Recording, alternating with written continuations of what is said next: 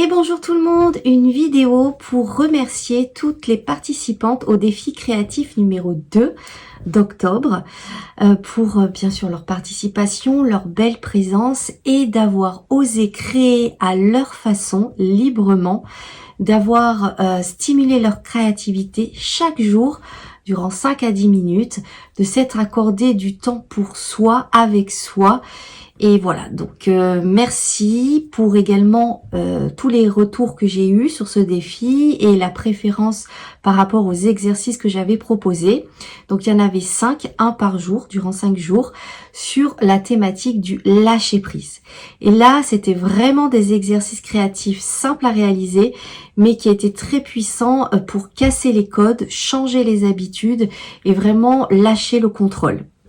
Donc il y avait 2 exercices d'écriture et 3 de dessin.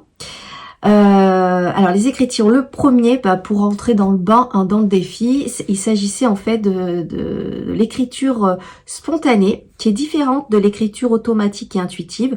Là, il s'agissait juste d'écrire ce qui nous traversait par l'esprit, les pensées, pendant 5 minutes. Mais le petit truc, c'était d'écrire...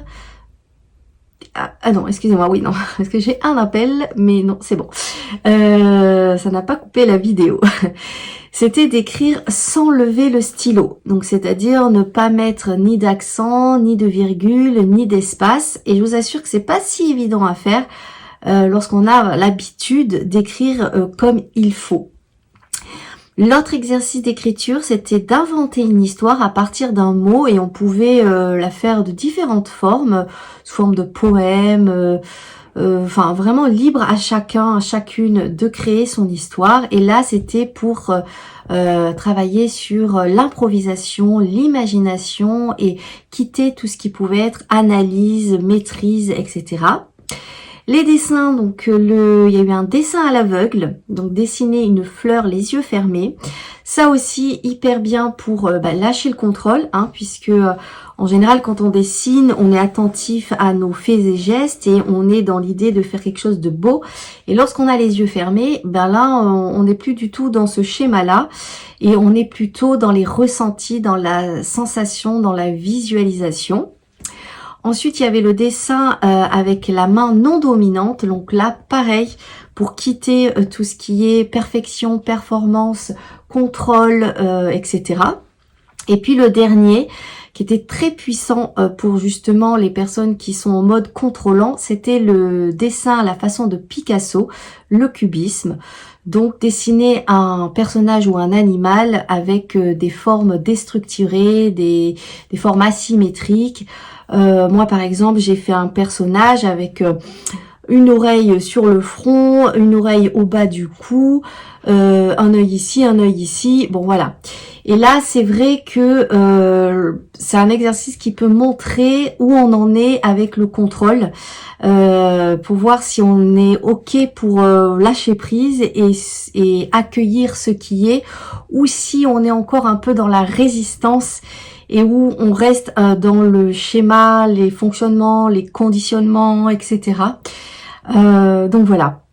Après, évidemment, vu que ce sont des petits défis, des petits ateliers que je propose sur les réseaux sociaux de façon gratuite, il n'y a pas d'analyse, donc on n'est pas dans le cadre d'un atelier art-thérapie en individuel ou collectif, en présentiel, etc. Où là, il y a la partie où on va un peu plus en profondeur et où il y a la partie de thérapie. Puisque l'art-thérapie c'est une thérapie, n'est-ce pas? Mais toutefois, ces petits exercices déjà c'est pour s'apprivoiser, apprivoiser la créativité, s'imprégner et puis découvrir aussi ce que c'est.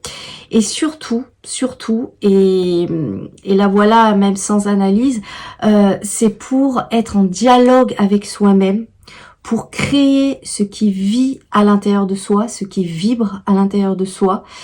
Et là, c'est de façon ludique. Donc, on va pas forcément mettre le doigt là où ça fait mal ou là où il y a des choses qui ont besoin d'être réveillées ou révélées.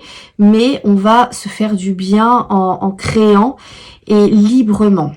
Mais je sais que c'est pas évident aussi de se détacher du conditionnement, du jugement, de la comparaison, etc.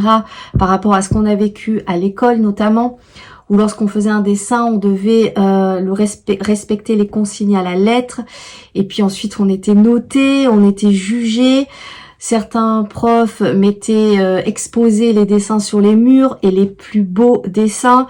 Donc ça pouvait engendrer de la frustration, de la déception, voire un pic dans l'estime de soi, surtout quand on avait tout donné dans sa réalisation et qu'en retour, ben on n'a pas de retour positif, par exemple.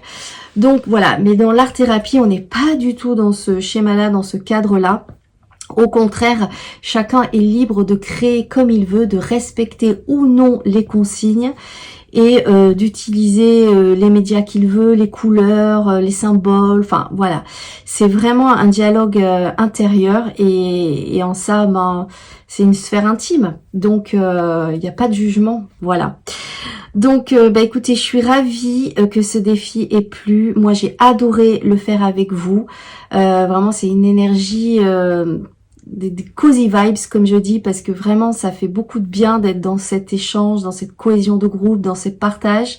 Je vous remercie pour votre confiance, je vous remercie de prendre soin de vous de cette façon-là chaque jour. Je vous invite d'ailleurs à continuer cette pratique même sans les petits défis. Et je pense que j'en referai d'autres, alors peut-être pas tous les mois, mais régulièrement, parce que c'est vraiment une joie de partager avec vous et de parler de la créativité, de l'art-thérapie. Voilà, je fais pas plus long. Merci beaucoup et merci pour vos témoignages.